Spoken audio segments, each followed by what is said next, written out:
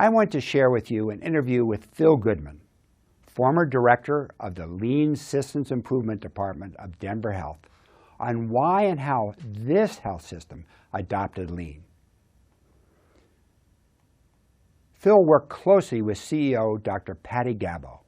He was one of the first 25 Denver black belts to be trained and was a key member of the steering committee that created the annual Transformation Plan of Care.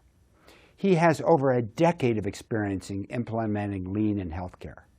He is co-author with Paredo of The Lean Prescription, an excellent book that is included in your references. Phil is humble, enthusiastic, and caring. He is deeply devoted to Lean. He is a sensei.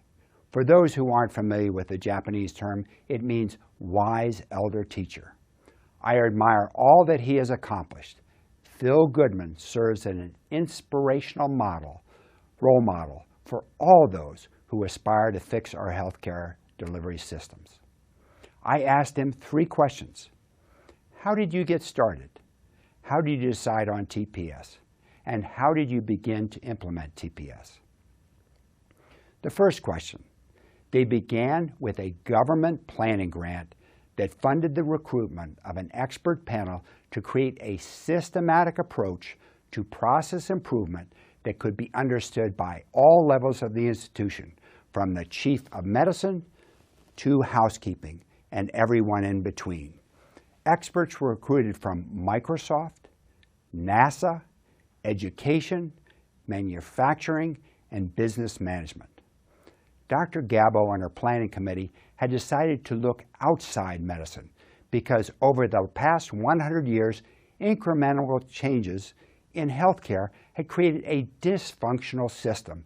Many called it a mess. That is why the planning committee consisted primarily of outsiders. How did you decide on TPS? Deciding on TPS involved taking field trips. They first traveled to Sweden to a hospital where everything was managed from the patient's point of view. Then, much to the surprise of the physicians, they also visited FedEx in Memphis, Tennessee. What did this have to do with healthcare? Several of them asked. After the visit, one physician administrator was very impressed by the ability of FedEx tracking software to show where every package was anywhere in the world in a minute-by-minute time frame. If only we could achieve this in medicine. Most of us don't know whether our patient is in radiology or in the OR, one physician commented. This visit proved to be the turning point and convinced everyone that other industries had a great deal to teach healthcare. The final question, how do you begin to implement TPS? Adopting TPS requires the transformation of the culture of an urban hospital that had been in existence for 150 years with 5,200 employees spread over the entire Denver area. The implementation team realized that early victories would be the best way to create support, and convincing everyone to change their approach to healthcare delivery.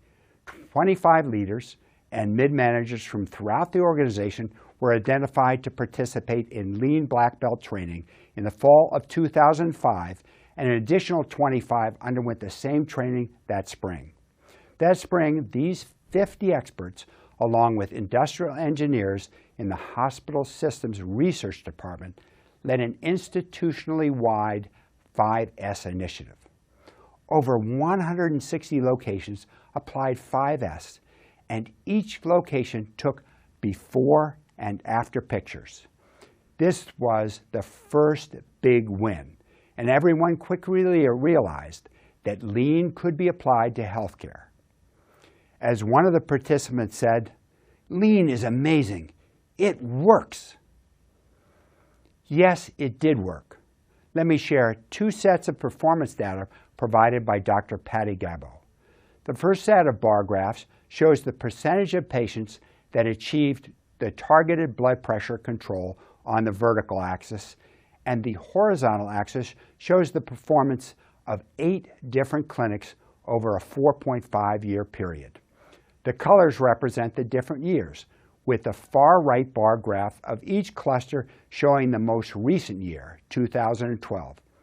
As you can see, by applying the principles of lean, each clinic was able to continually improve the percentage of patients achieving blood pressure control. Note, in almost all cases, the right-hand bar graphs have the highest percentage of successful controlled patients.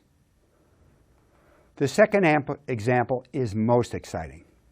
Applying lean, Denver Health achieved a 50% reduction in mortality compared to the expected mortality based on patient diagnosis. The left axis represents the actual divided by the expected mortality. A value of 1 means the patient mortality equaled the expected mortality.